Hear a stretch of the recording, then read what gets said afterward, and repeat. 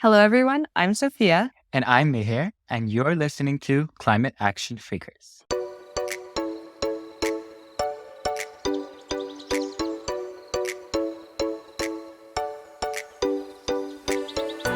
Well, hello there, and welcome to another episode of Climate Action Figures. My name is John Whidden, and this week on the show, you get to meet Sophia and Mihir.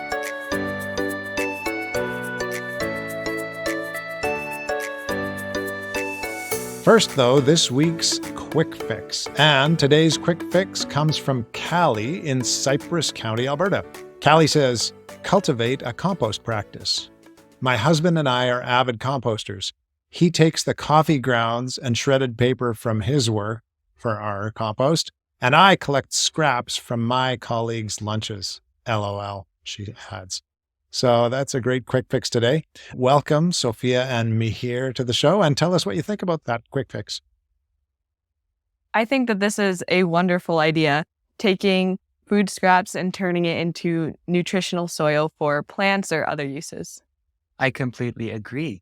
I think composting is a great way to promote circular usage in your everyday life, and being conscious of knowing what materials to compost and what materials not to compost is very important while doing so. I love that. We do our own compost here at our house, and we have been known to compost other people's food too. When we go out for, supper at someone's house and there's a whole bunch of compost left over, they don't have a compost bin. Is it going too far to take their compost home with you? I think that if you enjoy it, it's a great idea. And just a great way to keep things moving. I agree. It's just more material to compost. Yeah, that's what we figure. And clearly Callie and Mark out in Cypress County agree. We should even take other people's compost and put it in ours. I always figure, hey, why throw it in the landfill when it's, even if you're not going to use your compost at the end of the process, it just sits there and, turns into soil. And so why not do that? I'm very happy you're both here today. You're both involved with something called CRIN, Canadian Rockies Youth Network. Did I get that correct? Yeah. You did, yeah. Great. And I'm going to ask you to take us into what that entails, that organization. And I think part of that explanation will come through the person who introduced us, who is Shauna, who works with Howl. And we should probably hear a little bit about Howl too. So can you wrap that all together and explain about CRIN through that connection with the Howl? Yeah, I would love to. So the Canadian Rockies Youth Network, which started in 2019 out of an environmental and energy classroom. And the teacher who was in that eventually moved on to different things and started a program called the Howl Experience. Shauna was one of his past students and came to work for him as kind of their outreach coordinator. And so she was deeply engaged with a lot of their different programs, one of them being the Canadian Rockies Youth Network, which is where me and Mihir got in contact with Shauna. I don't know if you have anything else to add there, Mihir. I think you explained it pretty well. So Mihir, let me ask you, what got you interested in this? How did you first hear about CRIN, and why were you intrigued by that and led to join it? So I was first introduced to CRIN by a fellow classmate in school last year, by which they presented a workshop CRIN was hosting to our leadership classroom. And after that, I just connected with them and got into CRIN. And it was very interesting, the work they were doing. And it really targeted all different aspects of environmental action, whether that be policy, youth action, Indigenous engagement, and also classroom and youth connectivity. So that is something I was really passionate about, and I'm very happy to be continuing with CRIN today. Well, that sounds great. Sophia, what of all of those things that we just heard Mihir talk about, what is it that draws you most into CRIN? I think the biggest draw for myself to the Canadian Rockies Youth Network has to be the leadership portion, and also just networking, getting to meet other people who are like-minded and have similar interests to yourselves, and how that almost creates a salon for a whole bunch of brilliant ideas that address the climate crisis. So CRIN connects youth mainly. Am I correct in saying that? Yes. You would be, yes. Okay. And how does that happen? Do you have meetings? Is it online? How does that go? Yeah. So as Sophia mentioned, CRIN was founded up, and ever since we've been holding our annual Canadian Rockies Youth Summit. And this year, we've held pre-summits to the event. So we've basically connected to our satellite communities across Alberta and held different workshops and events specifically to the theme of water. The theme for this year is water and water conservation. So we really emphasize the community aspect. That is what builds CRIN. That is what builds networking and youth passion for such initiatives. So reaching out to our satellite communities and really garnering that support and emphasizing their involvement in such issues. Okay. Youth Summit. That sounds really intriguing. Sophia, do you want to tell us about the Youth Summit and what that looked like? How many were involved? Where it happened? Yeah. So last year was our first back into person summit, and it took place at the Biogeoscience Institute in Kananaskis. And it is a 4-day, 3-night event that has 30 to 50 youth or high school age students from across Alberta and British Columbia. Then they come together and, like Mihir was saying, they kind of take action on a common theme. So last year, the kind of tagline for the summit was growing impactful voices. So the focus was on kind of that advocacy and youth leadership. And this year we're tackling the issue of water conservation here in Alberta. Oh, that sounds great. And how many is it students only that are involved in CRIN? CRIN is just, it's a student-led program, so it does tend to be just youth. But of course, it wouldn't be possible without the dedication of teachers and other support structures such as our sponsors. Mihir, how many youth would be involved in CRIN in its entirety? So CRIN is made up of the committee and its network members respectively. So Sophia and I, with about 8 other youth, make up the committee this year.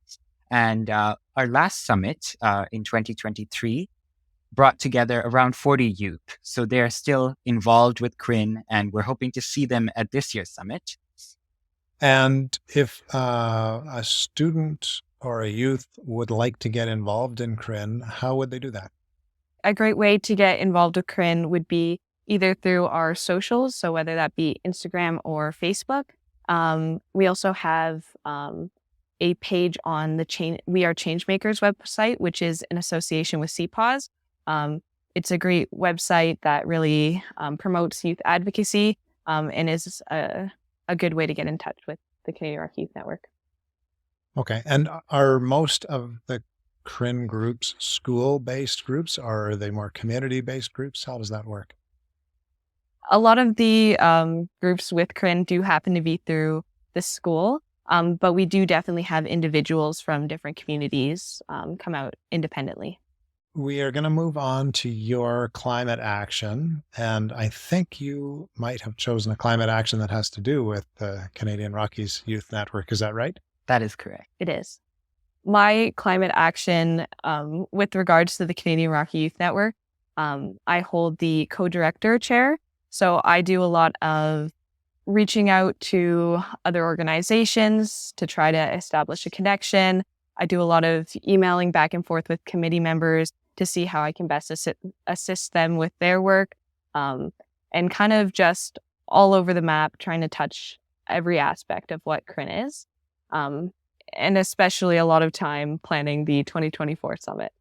Mihir, anything to add to that? Yeah, so I assist CRIN through events and coordination. So that includes planning events alongside Sophia and other committee members, such as the Canadian Rockies Youth Summit, as well as coordinating with outreach and the outreach team and promoting our summit and events to youth across the province. Oh, that sounds wonderful. So as you look forward to what you might do after high school, how do you see the Canadian Rockies Youth Network either being part of your life in a continuing way, or just informing or giving you some tools and training and connections that are useful in your future? I think that the Canadian Rocky Youth Network, how it's kind of led my life is it's definitely opened my eyes to careers and pathways in environmental science. But it's also given me more personal tools, such as promoting my voice and just kind of expanding my knowledge about the local Alberta area. Yeah, I definitely agree with what Sophia said. I think personally, the Canadian Rockies Youth Network has allowed me to develop different skills in different areas that I wouldn't have been able to do without the network. And personally, my goals after high school would be a career in international development or international relations. So the Canadian Rockies Youth Network really opened my eyes into grassroots collaboration, connecting with stakeholders, connecting with other youth, and building community in that aspect. So for global development, whether it be in your province, in your city, or international, the Canadian Rockies Youth Network has really provided me with those skills and those experiences to connect with other people. Now, if there's a young person out there listening and they are thinking, this sounds really interesting to me, but I don't want to be the president or the chapter head, or, I don't want to, I don't have a ton of time to spend on this. Is there a place for that person in CRIN? For sure. If people don't necessarily have the capacity to take on a committee role with CRIN, a wonderful place to be is a participant, where they can come out to the events that CRIN hosts. They get all the tools and all the knowledge that CRIN is trying to put out there, but they don't necessarily have to put in the time to plan and figure out the logistics around the events. They just get to attend. So I definitely think if there is someone out there who goes, this is something of interest, definitely come out to an event, whether that be one of our day events or whether that be the summit. It's really a great community and definitely worth your time. Yeah, and just to add on to that, I think if you are interested in planning, there are some committee roles that are flexible in that sense. So you could be a participant or take on just a little more responsibility, but have that flexibility, because here we understand we're all students and we're very flexible in what we do. We just want that passion. Well, that sounds great. And I should make it clear that CRIN did not approach me and pay to have this podcast put on. This is not an infomercial for CRIN. It just happens to be a great organization that you two are passionate about. And I'm really happy that you wanted to share that. Now, before we let you go, I need to ask, what gives you each hope these days? There's a lot going on in the world and it can seem a little bit dark. Mihir, do you want to start us off with what gives you hope? Sure. I would say community and what we do together specifically as community. I want to emphasize that with the Canadian Rockies Youth Network, it really is the synergy formed between stakeholders and youth that support us, because we are obviously going into much more interconnected society, and that intergenerational support is really what backs us up and allows organizations like this to prosper and continue doing what they're doing. And through such community, diverse perspectives is what we want. The power of storytelling is obviously a very profound tool to tell different stories of different communities. And in this case, it's environmental action. Different factors go into what each community faces. And we really want to build that community and bring people together for those ideas. So I think continuing that sense and spirit of community is what really brings me hope. Wow. Community, storytelling, intergenerational, wonderful concepts. How about you, Sophia? I have to say, something that gives me hope is just the amount of young people who are taking an interest in environmental conservation, and really just the pathways that are opening up to those people who do have ideas around it. I think that we're going to have a super bright future if people just continue to come together with really open minds and are ready to take action on these large problems. Super bright future indeed. I am confident about that, talking with you two today. So thank you so much for joining us on the program. And thank you, listener. We will be back next week, same time, same place, to hear from another climate action figure or two. Until then, go figures. This has been Climate Action Figures. Our show is produced and hosted by John Whidden. Our creative consultant is Kayla McIntosh. Our theme song is Hawaii Vacation by Tovari. You can find us on Instagram, Facebook, and YouTube at Climate Action Figures. That's all one word. And if you have any other questions or comments that arose from this or any episode, feel free to reach out to us at climateactionfigures@gmail.com. And thank you for listening. We'll be back next week with another Climate Action Figure.